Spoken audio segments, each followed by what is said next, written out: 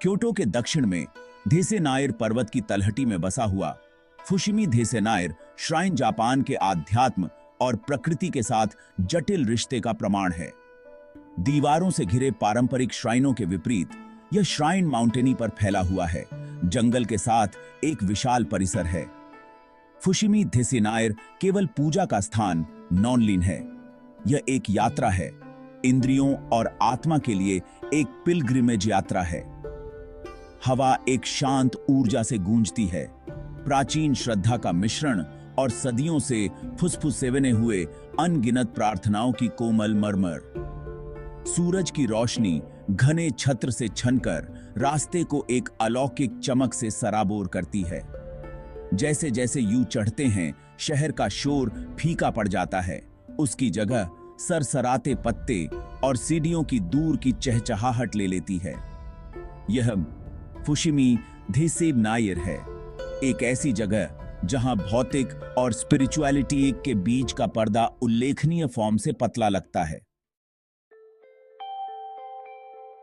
Fushimi धेसे Nair चावल, खातिरदारी और समृद्धि के शिंटो देवता धेसे नायर को समर्पित है, लेकिन धेसे नायर एक फॉर्म तक सीमित नॉनलीन है।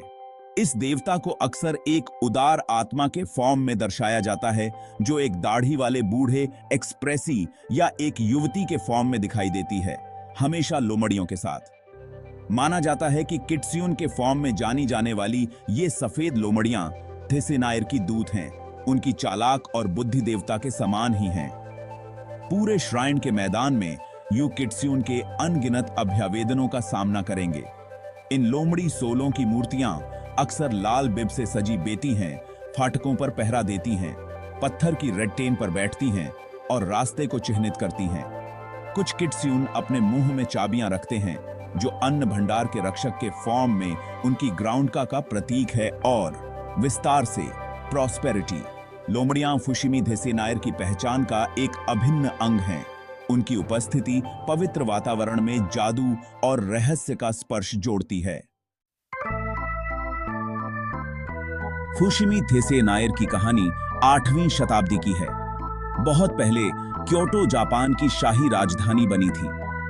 किंवदंती है कि एक कबीले के नेता ने एक चावल के केक को हवा में गोली मारने पर उसे एक सफेद सीढ़ी में बदलते देखा, जो पहाड़ की चोटी पर लैंडेड। इस घटना की व्याख्या धेसे नायर के संकेत के फॉर्म में की गई थी और 711 ईस्वी में देवता के सम्मान में एक मंदिर बनाया गया था।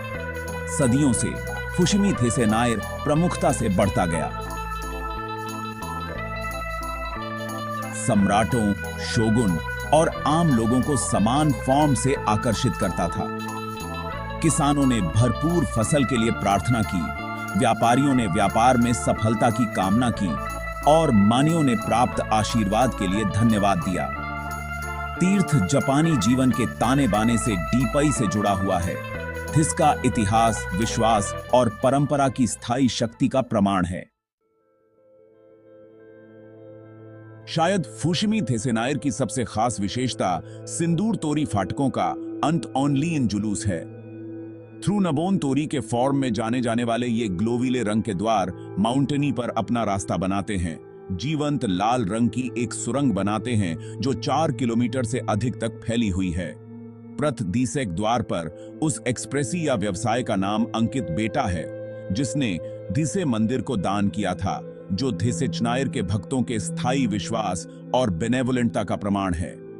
थ्रू नबोन तोरी से गुजरना किसी और एक्सपीरियंस से अलग है। फाटकों की दोहरावदार लय, उनके बीच की रिप्लेसडों से छनकर आती हुई सनलाइट और शांत वातावरण सिरीनी और चिंतन की भावना पैदा करते हैं। जैसे जैसे यू ऊपर चढ़ते हैं, यू जीवंत रंग की दुनिया में लिपटे हुए बेते हैं। आपके गेट सा उठाए गए प्रत्येक कदम के साथ बाहरी दुनिया फीकी पड़ती जाती है। आंखों से मिलने से ज्यादा फुशिमी इन्नायर के छिपे हुए आकर्षण, जबकि सेनाबोन तोरी फुशिमी इन्नायर में सबसे प्रतिष्ठित दृश्य हो सकता है। तीर्थ परिसर में कई अन्य छिपे हुए खजाने हैं। छोटे तीर्थ पहाड़ी पर बिंदीदार हैं, प्रत्येक का अपना अनूठा वातावरण और इतिहास है। काई से ढकी मूर्तियों, शांत तालाबों और एकांत झरनों के लिए अपनी नजरें बनाए रखें। लोमड़ियों और प्रसाद पवित्र भूमि को नेविगेट करना। फुशिमी थेसिनायर के पवित्र मैदान को नेविगेट करने के लिए एक निश्चित स्तर के सम्मान और समझ की आवश्यकता बेती है। किसी भी मंदिर की इमारत में प्रवेश करने से पहले प्रवेश द्वार के पास स्थित एक जल पैविलियन तिमिजुया में अपने हाथ धोकर और अपना मुंह धोकर खुद को शुद्ध करना प्रथा है। तोरी फाटकों से गुजरते समय अपने सिर को थोड़ा झुकाते हुए शांत और ऑनरजनक व्यवहार के साथ मंदिर तक पहुंचें। प्रसाद देवता के प्रति कृतज्ञता व्यक्त करने या अनुरोध करने का एक सामान्य तरीका है। फुशिमी थेसिनायर में आपको निर्दिष्ट क्षेत्र मिलेंगे जहां यू छोटे मौद्रिक दान छोड़ सकते हैं या ईमा खरीद सकते हैं। लकड़ी के पट्टिकाएं जिन पर यू अपनी विषय या प्रार्थनाएं लिख सकते हैं। इन ईमा को फिर मंदिर में लटका दिया जाता है जहां यह माना जाता है कि थेसिनायर आपका संदेश प्राप्त करेंगे।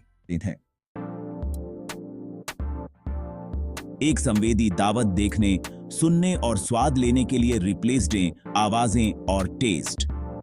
फुशिमी थेसिनायर की यात्रा केवल एक स्पिरिचुअलिटी एक एक्सपीरियंस नॉन है, यह इंद्रियों के लिए एक दावत है। तोरी फाटकों का जीवंत लाल, आसपास के जंगल का गहरा हरा और मंदिर की बिल्डिंगों का जटिल विवरण एक दृश्य टेपेस्ट्री बनाता है जो मनोरम और शांत दोनों है। हवा, सनलाइट की सुगंध, हवा की झंकार की कोमल झंझनाहट और प्रार्थनाओं की कोमल बड़बड़ाहट से भर जाती है जो सेरेने और श्रद्धा का माहौल बनाती है।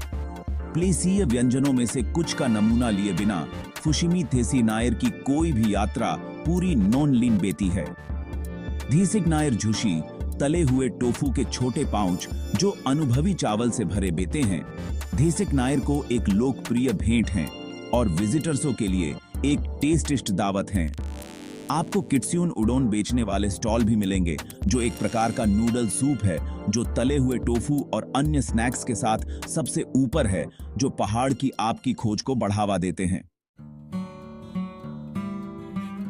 फाटकों से परे पहाड़ के आलिंगन की डिस्कवर्ड, जबकि अधिकांश आगंतुक थ्रूनबोन तोरी की ओर जाने वाले मुख्य मार्ग पर ही टिके रहते हैं। फुशिमी थेसिनायर की असली सुंदरता अच्छी तरह से चलने वाले रास्ते से परे उद्यम करने में निहित है।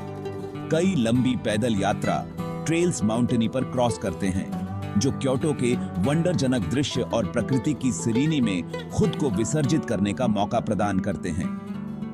जैसे ही यू चढ़ते हैं यू भीड़ को पीछे छोड़ देंगे और मंदिर के एक अलग पक्ष की खोज करेंगे जो शांत चिंतन और प्राकृतिक सुंदरता में से एक है। अपना समय लें, ताजी हवा में सांस लें और पहाड़ की सिरने को अपने ऊपर हावी बेने दें। सरसराते पत्तों को सुनें, छत्र से छनकर आती सनलाइट को देखें और अपने पैरों के नीचे नरम धरती को महसूस करें।